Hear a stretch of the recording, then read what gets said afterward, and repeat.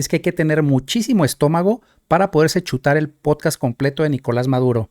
Yo les soy honesto, yo no lo vi completo, únicamente vi como 40 minutos porque no pude más. Así es que yo hago aquí mi descargo de responsabilidad. El que quiera ir a verlo completo, vaya a su canal, pero es bajo su propio riesgo.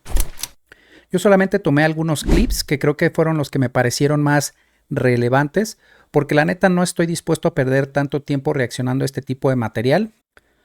Ok, vamos para allá. Del golpe de Estado cibernético, fascista y criminal que ha sido develado en Venezuela. Ya es público, notorio y comunicacional, dirían los abogados, que en Venezuela se preparó desde Estados Unidos un golpe de Estado cibernético, que tiene varios componentes. Cuando hablamos de cibernético es el mundo actual. En Venezuela se dio el golpe de Estado, el primer golpe de Estado eminentemente mediático, así se llamó. Inclusive hubo una película muy famosa en la época, que se llamó La Revolución no será transmitida. Ese golpe fue el 11 de abril del año 2002, se gestó durante meses. Fue el golpe de Estado criminal del año 2002. Pero ahora también podemos enarbolar que hemos vivido, hemos contenido, estamos derrotando, estamos denunciando el primer golpe de Estado cibernético fascista hecho por criminales. Yo he dicho el primer golpe ciberfascista criminal. Para tratar de sistematizar. Y dale, sigue con lo mismo, con su golpe de Estado cibernético. En realidad él es el que no mostró las actas. Entonces, si hubiera mostrado las actas como él lo dijo, todos a gustos y contentos, nadie hubiera estado diciendo nada, pero en realidad lo que él quiso fue ganar tiempo, nunca mostró esas actas, entonces pues que no venga con cuentos de que ahora le están haciendo un golpe cibernético. Él dijo que hasta los chinos y los rusos ya estaban metidos ahí resolviendo el problema, pero en realidad pues esto es una pura mera retórica y palabrería vacía que solamente sus allegados se lo creen. Todos los componentes comunicacionales, ideológicos, emocionales, políticos, nacionales, internacionales, que están allí moviéndose en la realidad virtual, que llaman realidad virtual, aquí, y en la realidad real, la de las calles. Bien, vamos a movernos a otro clip que vi que por ahí llamó mi atención. Creo que era por aquí. Y todo lo que el franquismo arrasó con la complicidad de Occidente y más allá. Así que bueno, me he traído a los expertos en comunicación, en filosofía, para que respondan todas nuestras preguntas desde Venezuela. Vamos a empezar como... La cara de Diego Rusarín así de, ¿qué voy a tener que hacer? ¿Qué voy a tener que decir para poderme aventar maromas y para poder hacer creíble este relato tan mentiroso de mi líder? ¿Qué voy a hacer? La cara de espantado, los ojos así de... ¡Uy! Monedero, ¿cómo ves tú qué similitudes en los procesos históricos, el surgimiento del fascismo, del nazismo hace 100 años, sus motivaciones, su ideología, su violencia y el resurgimiento de las corrientes fascistas que hoy divisamos y que en Venezuela estamos derrotando? Monedero. Gracias, presidente. Y lo primero, felicidades por presidente. Gracias. Lo ha dicho el Tribunal Supremo de Justicia, que pelea, porque uno de los rasgos del fascismo siempre es las dobles varas de medir. Y resulta que mucha gente que en sus países lo que dicen los jueces es lo que se cumple, incluso aunque sean jueces que vamos a decir del Tribunal Supremo de los Estados Unidos o de los jueces que en países cercanos han decidido quién es y quién no es el presidente, dejaba mucho que desear en su imparcialidad. Yo la verdad les voy a ser totalmente franco. Yo lo único que veo aquí son dos personas que le están lavando la cara a un dictador. No sé cuánto les pagarían. Supongo que sí les tienen que pagar porque de lo contrario, no, se me hace inconcebible de que no les paguen ni un muy buen billete. Y son expertos, ¿no? En estar cambiando las cosas, en siempre estar señalando al culpable, al otro o a ese muñeco de paja que le llaman la ultraderecha. Y pues sí, este tipo de personajes cobra muy bien, tiene muy buenos dividendos, pero sí son bastante deleznables. Pero se han permitido el lujo de dudar aquí. Así que en cualquier caso, los que sí creemos en la democracia y creemos en las instituciones, felicidades.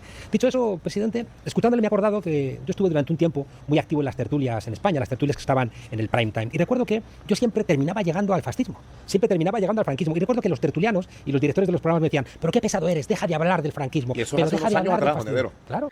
Pues sí, siempre termina llegando al fascismo porque sobre eso se sustenta su relato. Si le quitas el fascismo, la verdad es que se queda sin relato. Entonces siempre hay que tener, como les comento, ese muñeco de paja al cual está recurriendo a cual estarle pegando y pegando y pegando para estar distrayendo a la gente. Creo que nadie duda que toda esa fiebre delirante de un tipo llamado Milei, que vive de delirio en delirio, sociópata sádico, como Milei. ¿Perdón? No, este man se mordió la lengua durísimo, durísimo. Todo lo que está describiendo de Milei es justamente lo que él es. Y miren que yo aquí no me voy a meter también a lavarle la cara a Milei, porque justamente eso es lo que critico, que este tipo de personajes le estén lavando la cara. Digo, Milei y Maduro no tienen ni punto de comparación. Milei ganó por la vía democrática y sin ningún tipo de chanchullo ni de trampa. Entonces no hay ningún tipo de punto de comparación. Lo que llama mi atención es cómo este tipo de personajes quieren voltear la retórica y el relato y siempre estar señalando al otro, y es justamente una confesión de lo que ellos son en realidad. Milei, creo que nadie duda que su sueño, su aspiración es instaurar un sistema totalmente autoritario con visos fascistas. Así que bueno, fíjate, la historia se va uniendo. Claro. Y hay una cosa, y rápidamente, para no parecer que no respondo a su pregunta. El fascismo, llamémosle como lo llamemos, porque hay muchos nombres y hay discusión en la academia si lo llamas fascismo, nazismo, franquismo, autoritarismo, extrema derecha 2.0. Lo que siempre comparten, hay unos rasgos. Humberto Eco, el famoso pensador, decía que hay unos rasgos eternos del fascismo. Siempre es el plan B de un capitalismo en crisis. Es decir, que el fascismo siempre emerge, sea en los años 30, en los años 70, en la actualidad después de la crisis de 2008. Oigan, lo que llama mi atención es, yo creo que Diego Rusarín, llevo ya más de 15 minutos del podcast y Diego Rusarín no ha hablado ni ha dicho nada. Aquí es la primera vez que he notado que se comporta de manera educada y decente y de no estar interrumpiendo y pisoteando a los invitados o a la persona con la que está conversando por algo ha de ser, ¿no? Entonces es la primera vez que veo que se comporta como una persona civilizada. Siempre es expresión de un capitalismo en crisis. Y siempre, ante el capitalismo en crisis, hay una respuesta popular y siempre hay una medida defensiva de las élites que ponen en marcha una contrarrevolución. De manera que siempre nos vamos a encontrar que en cualquier fascismo se van a compartir grupos que van a defender el privilegio, que van a ver siempre la izquierda su enemigo, porque la izquierda lucha contra los privilegios y por eso en todos los fascismos odian a la izquierda, y también que van a intentar... Cultivan el odio desmedido, sanguinario, contra toda idea de izquierda, socialista, Claro. y lo que se llama el anticomunismo, porque la esencia de Hitler, Mussolini y Franco fue el anticomunismo, en toda su expresión de matar gente patriota, gente demócrata, gente socialista, gente que sencillamente iba pasando por ahí. Incluso cristianos. No puede ser.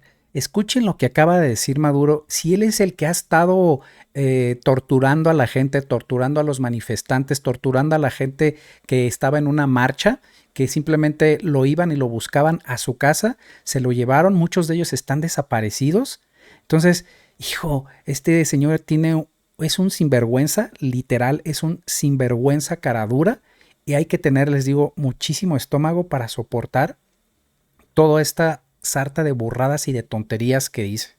Que no estaban con ellos, ¿no? Creo que vale la pena agregar un par de categorías. Vaya, que para mí uno ya de los problemas pudo principales hablar. cuando se habla de fascismo es que la gente lo usa como una caricatura, ¿no? Entonces, usado como caricatura, se lo pueden poner prácticamente todo el mundo. Entonces es importante que empecemos como a entender, ¿no? O sea, ¿qué características sí tiene el fascismo? El fascismo tiene una serie de características que se pueden ver invariablemente en su momento histórico y su aplicación. Yo creo que es muy importante lo que mencionó Monedero del oportunismo del fascismo. De hecho, incluso Lenin lo menciona, ¿no? Como es un capitalismo en descomposición. Aunque no creo que sea solo el capitalismo en descomposición, sino que el fascismo es fundamentalmente oportunista y acaba siendo como el mecanismo de defensa cuando el capitalismo se ve orillado. Y esto es algo importante mencionarlo, porque no hay manera de que evitemos hablar del rol del liberalismo en el surgimiento del fascismo, ¿no? Porque si a un liberalista, a un liberal, tú lo orillas y lo pones a escoger entre fascismo y comunismo, escoge fascismo. Entonces, ese otro carácter que mencionabas es importante, porque el fascismo tiene una tendencia revolucionaria, pero es una contrarrevolución. ¿En qué sentido? Porque el fascismo se pone como revolucionario contra el antiguo orden de las cosas, ¿no? La unión entre trono y altar. Pero lo único que ofrece como alternativa es nuevas personas ocupando las mismas jerarquías de poder preexistentes, cuando realmente la revolución, en el sentido comunista de la palabra, es abolir las clases, es buscar... Sí, claro, justamente como lo hace el comunismo. Llegan unas nuevas clases, entre comillas es la dictadura del proletariado, pero siempre surge una nueva casta, una nueva clase. Entonces, repito, de lo que acusan al otro extremo es justamente lo que ellos son. Realmente otra organización social. Y el fascismo más bien parece que capitaliza en el hecho de que la gente está harta, molesta, en desconfort con sus condiciones actuales, entonces necesita a alguien que le dé voz a su malestar, y el fascismo ofrece una revolución, una contrarrevolución, pero en el sentido muy inocente de la palabra. El fascismo tiende a infantilizar políticamente a los participantes. El fascismo tiende a ofrecer soluciones fáciles para problemas difíciles, ¿no? Si te fijas, los fascistas luego se desarman cuando les preguntas, por ejemplo, sobre sus planes políticos, sus planes... Pero a ver, es que eso es justamente lo que hace el comunismo, infantiliza a la gente. Rige por completo su vida, anula la individualidad de las personas. Entonces, que no me venga a decir que el fascismo Probablemente sí, la verdad es que yo ni siquiera me voy a meter a defender el fascismo, pero eso también lo hace el comunismo. O sea, lo que llama mi atención es que se quejan y señalan al fascismo y es justamente las prácticas que ellos hacen. O sea, el individuo no vale. Primero lo que diga el Estado y esa élite, esa casta que está hasta arriba en el Estado, que es la que va a gobernar y es la que aplasta la individualidad de las personas. Entonces llama mucho mi atención que se quejan de eso y es justamente las prácticas que está haciendo actualmente Nicolás Maduro con la gente en su país.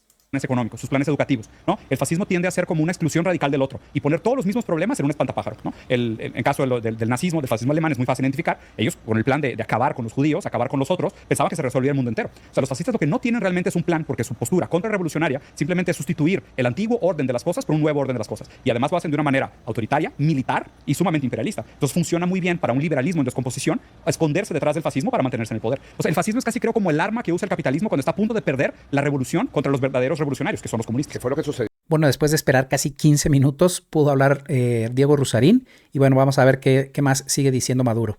Ascenso del movimiento obrero, del movimiento revolucionario Soviético. y la llegada al poder del partido bolchevique, la revolución obrera campesina y el surgimiento del liderazgo de Lenin, que fue verdaderamente sorpresivo. Además, golpeó a una de las dinastías más poderosas, más antiguas de Euroasia, que era el zarismo. Acabó con varios siglos de zarismo. Y fue una revolución muy profunda, que enarboló ideas muy radicales. Sí. Y además que se expandió con mucha rapidez, sobre todo en Europa. También llegó a los Estados Unidos. Las ideas revolucionarias de Lenin llegaron a Asia, a todo el mundo. Sacudieron el mundo. Bueno, aquí está hablando un poco de lo que es la historia, ¿no? Vamos a adelantarle porque la verdad es que esto sí está muy aburrido. A ver, creo que era por... A ver... Segunda República de España. Antes, nada más puedo hacer un comentario porque me gustaría puntualizar lo que comentaste del esoterismo. Y creo que es un tema que normalmente la gente se toma a la ligera, pero quiero darle la seriedad durante un segundo. Es verdad que el régimen fascista, sobre todo el alemán, tenía un componente esotérico y oscurantista fundamental. Para ellos era un tema brutal. ¿Okay? Si se fijan también el comentario que hacía, que normalmente el fascismo es oportunista y no propone realmente, no tiene una alineación política clara en el sentido, no propone un plan para el Estado. Acaba siendo esotérico porque la solución que le ofrecen a todo es la mano invisible del mercado. O sea, comparten ese carácter esotérico. La diferencia es que tenemos normalizado que el mercado sí regula cosas, cuando realmente en práctica queda clarísimo que tanto el liberalismo como el neoliberalismo no han sido capaces de resolver los problemas sociales de las últimas décadas. Continúa teniendo un carácter esotérico, pero ese teorismo ahora está puesto en otro lugar. O sea, parece que permanecemos víctimas de caer en esos discursos de odio reduccionistas porque tenemos todavía ese pensamiento mágico fantasioso. En lugar de decir realmente, oye, la geopolítica, los recursos naturales, los planes económicos de desarrollo, las fuerzas productivas de la Unión Soviética, la necesidad real de la clase trabajadora, no, ofrecen mano invisible del mercado, ¿no? El mercado regulará todo, se resolverá todo Y mágicamente. acabar cualquier alternativa. Bueno, pero en realidad también se ha visto que, por ejemplo, la planeación centrada desde una cúpula de poder jamás también ha sido efectiva. Entonces, en realidad, si me dices, oye, la mano invisible, como se le llama, va a regular los precios, va a regular la economía, creo que lo ha hecho mucho mejor que la planificación central. La planificación central llevó a hambrunas, pero a muchísima gente, muchísimos muertos por tratar de planificar, por tratar de regir, como les comento nuevamente, la vida del individuo, desde lo que come, cómo se tiene que producir, quién tiene que producir qué, cómo se tiene que distribuir. Entonces eso no ha dado históricamente ningún buen resultado. Y con esto no se refiere a la mano invisible que va a mover todo, justamente no, sino son las fuerzas productivas las que se van regulando a través del intercambio libre entre personas y sociedades, lo que es básicamente oferta y demanda.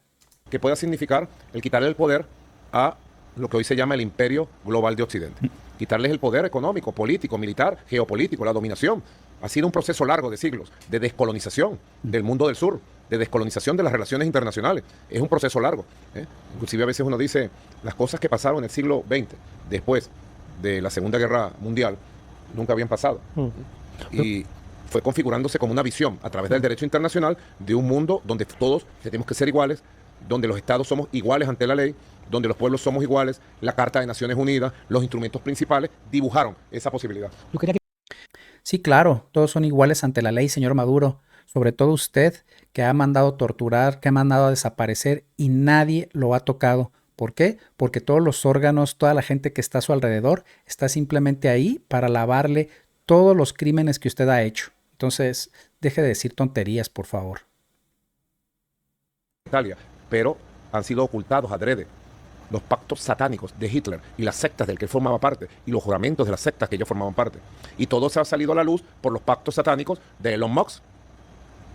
No puede ser. Los pactos satánicos de Elon Musk. Elon Musk. No, este cuate de verdad que sí, delira durísimo. Y de todo este grupo, por las prácticas también ocultistas, satánicas, y más allá del fascismo venezolano, hoy por hoy, de la dirección del fascismo venezolano. Por eso que está interesante, porque además la gente le gusta ese tema, el tema espiritual, sobre todo en Venezuela, la gente es muy cristiana y es muy noble. Ahora, volviendo al tema, mi comparación, que fue recogida por la derecha española, el diario El Mundo, leí, El Español, varios, Es un diario de extrema derecha, sí, los dos. varios portales se refirieron. Maduro compara la situación de Venezuela con la pérdida de la Segunda República Española. Titularon, sacaron algo, pues. Ellos no se dan cuenta que lo que sacan llega, eso llega, porque las condiciones geopolíticas que se dieron en aquella época determinó que la batalla entre fascismo y antifascismo se perdió en España. No, es que de plano la cara de Rusarina así de qué carajos estoy haciendo aquí, en dónde me vine a meter. No manches, esa cara no tiene precio. Bueno, vamos a seguir porque la verdad es que esto ya está súper aburrido y ya como que me está cansando. Creo que había visto por aquí algo, veamos. El odio y el deseo de venganza de los apellidos. Y decía Bertrand Russell, Sí. decía, el fascismo primero engaña a los tontos y luego amordaza a los inteligentes. Va por ¿Qué? Pues es exactamente, pues entonces justamente el régimen de Nicolás Maduro abreva, pero letra por letra está llevando entonces lo que dice el fascismo. Es que en realidad yo lo escucho y digo, pues es lo que está haciendo con su gente, con su pueblo. fase. Primero, sencillamente, engaña masas, porque es un fenómeno de masas. Sí, como Es un usted. fenómeno eminentemente emocional, Exacto, de liderazgo. como No es un usted. fenómeno racional, no es un fenómeno de liderazgos racionales, propositivos, no. Quizá uno de los errores, pudiéramos decir, o de las debilidades de la izquierda para enfrentar en algunos lugares del mundo las corrientes fascistas es que creen que se derrota con racionalismo puro. O más visceralidad. ¿Sí? Entonces no son fenómenos emocionales que digamos que manipulan las emociones, Sí. manipulan Se está describiendo exactamente como usted es. los odios, el deseo. Manipulan los odios. Carajo, pues sí es lo que está haciendo usted. Siempre señalando y siempre el enemigo externo, siempre la ultraderecha. Ya basta. Deje ese discurso rancio, por favor. De venganza a partir de un estado de descontento frente a determinadas circunstancias. Claro. En el caso de Europa así fue. Y van con algunas fobias, dicen los psiquiatras, los psicólogos, esto me lo ha explicado Jorge Rodríguez. Van con algunas fobias y fijan objetivos mortuorios. O sea, ¿qué es lo que hay que destruir? ¿Qué es lo que hay que matar? En Venezuela, 100 años después, sabemos de lo que estamos hablando, porque acabamos de ser víctimas de una arremetida criminal. No solo de un golpe cibernético, como yo decía, que habría que explicarlo por partes, sino de un golpe de carácter fascista, Sí. para eliminar a toda la población que piensa distinto a la derecha y a los capitalistas salvajes, para eliminar todo lo que huele a chavismo, como yo lo he dicho varias veces, para acabar con la mujer humilde, con el hombre humilde. No se sabe en el mundo, Diego, Juan Carlos, Monedero. Qué barbaridad este cuadro. Yo no te puedo decir que son miles las personas que amenazaron, te puedo decir que fueron millones de líderes sociales en el territorio, de líderes de calle, de comunidad, de líderes sectoriales, de militares, familias policiales, familias enteras, a través de mecanismos muy propios del fascismo de hacer la amenaza en lo personal, de atemorizar. ¿Cuál es el objetivo de la amenaza? Aterrorizar. Y si logran aterrorizar a las sociedades, ¿qué logran? Paralizarlas, para que lo que ellos tengan de fuerza avance por encima y acabe con todo. Como decía el poema. A ver, ¿qué acabo de escuchar? Que el fascismo estuvo en Venezuela amedrentando, amenazando, estuvo a familias de militares, a la gente de a pie. Carajo, o sea, eso es justamente lo que él hizo. Ay, no me canso de decirlo y lo voy a seguir repitiendo. De verdad es muy nefasto estar escuchando justamente la práctica que él hace, pero la quiere cambiar al revés. De veras, vean las caras, sobre todo de este par de pusilánimes que tiene al lado, diciendo como, hijo, ¿qué está diciendo este señor? ¿Qué estamos haciendo aquí lavándole la cara a este? Hay que ser muy sinvergüenza, muy cara dura, y sobre todo lo que más me sorprende es que haya gente que todavía a estas alturas del partido le crea. O sea, es inconcebible. De Niemöller, la frase esta que se atribuye a Bertolt Brecht, ¿no? Vamos a decir que era también de Bertolt Brecht, pues él la escribió. también. Seguramente él la copió en su época porque es muy Pero la inteligente. escribió. Originariamente era de un pastor protestante, de Martin Niemöller, pero bueno, está bien Que visto. parece que fue fascista, ¿no? Nazista. Inicialmente sí, pero rápidamente se dio, terminó en un No sé, si nos ponemos a contar todas las veces que ha dicho fascista, tienen una fijación durísima con eso del fascismo.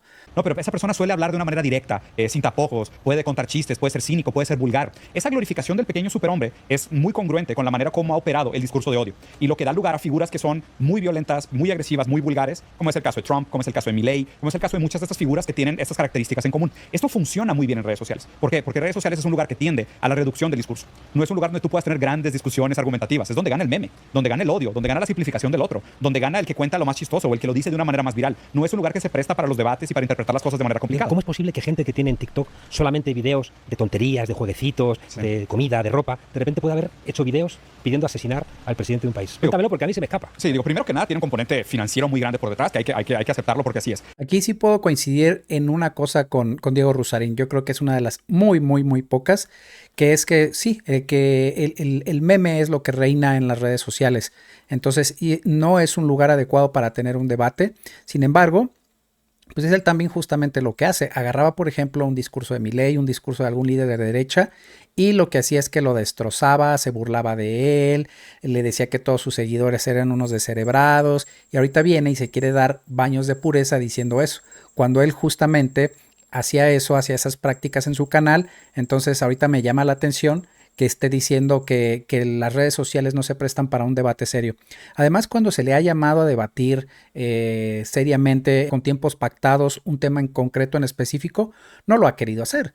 Entonces, es una manera de decir, le rehuyo al debate, no me gusta debatir, simplemente quiero seguir alimentando mi sesgo ideológico y por eso hablo únicamente con personas que tienen la misma manera de pensar que yo. Porque, por ejemplo, Agustín Laje le dijo que, bueno, le dijeron que si estaba dispuesto a debatir con él y Agustín Laje dijo que sí, siempre y cuando fueran tiempos pactados, un tema muy concreto, que fuera un debate, digamos que en forma y con todas las formalidades que requiere el manejo de un tema. Y él no quiso, él se lavó las manos y dijo que, pues que no, justamente esto. Entonces yo creo que si es un debate bien pactado, con tiempos y unas reglas bien definidas, creo que sí se pueden llegar a muy buenos debates, se pueden exponer ideas con tiempos reglamentados y con un tema muy específico. Pero cuando se le propuso esto a Diego Rusarín, no quiso, dijo justamente que las redes no era para debatir, pero yo creo que cuando se hace un debate bien hecho, sí se puede enriquecer la gente, sí se puede escuchar y contrastar diferentes puntos de vista y sobre todo que haya tiempos en los que se pueda desarrollar con calma y no estarse pisando ni nada. Aparte, pues dejar los ad hominems por un lado, porque Diego es experto en eso. Entonces, por eso me causa mucha extrañeza que él justamente se esté quejando de lo que hace, sin saber realmente las repercusiones de lo que están haciendo. Y después el siguiente día vuelven a bailar en TikTok sin ninguna consecuencia. Pero el detalle es que para ellos no pasa nada. Incluso yo te diría que es premiado, porque para ellos es más visibilidad. Al final, las redes sociales, es lo que quiero que la gente se quede en mente. Las redes sociales son empresas. No son un lugar neutral para tener una conversación. Tienen un dueño, tienen accionistas, tienen intereses. Elon Musk, por favor, tener un debate sobre política en redes sociales es como ir a una empresa de armas a platicar sobre los peligros de vender armas en el Walmart en Estados Unidos. O sea, no se puede tener esa conversación. Estás hablando dentro de la casa de Elon Musk, si a él le conviene o no una elección. Y te doy una primicia. Elon Musk. A ver, entonces estaría dispuesto a debatir Diego Rusarín en un lugar, digamos que con una neutralidad. A lo mejor podría ser en una universidad que no tenga relación alguna con ningún medio de comunicación. A mí me parecería interesante, pero les puedo casi asegurar o apostar que Diego Rusarín, aún en estas circunstancias, no lo aceptaría. Bien, vamos a adelantar un poco ya para ir cerrando. La verdad es que ya me cansé, no le veo mucha sustancia a lo que están diciendo. Entonces vamos a adelantarle, creo que era por aquí. Traje un libro, Diego, Juan Carlos. Se llama El fascismo mainstream. Se dice El fascismo mainstream. ¿Qué onda? Algo que también me llama mi atención es que Diego Rusarín se quejaba de Milei, alguna vez lo criticó diciéndole que ni siquiera sabía hablar inglés, que no tenía la educación que pensaban que tenía, que porque no sabía inglés. Y vean, viene y apoya a alguien que está mucho peor. Vean, el fascismo mainstream. O sea, ¿qué pedo? así en inglés, ¿verdad? Está bien. Mainstream. Mainstream, ¿cómo? Mainstream. Yo le digo mainstream porque yo hablo en español. Bien. El fascismo mainstream. Este me lo mandó Diosdado. Lo escribe Carlos Censo. Que es un compatriota, es compatriota. Carlos Español, Javier sí. Valencia, Valencia. Ah, de Valencia, ¿viste? Censo con S. Es impresionante, se lo recomiendo. Está escrito en el 2020. Fue editado en la época de la pandemia. Se llama Fascismo Mainstream. ¿Está bien pronunciado? Sí. Mainstream. Ya tuve lo suficiente. Con esto nos despedimos del fascismo mainstream. Fascismo mainstream.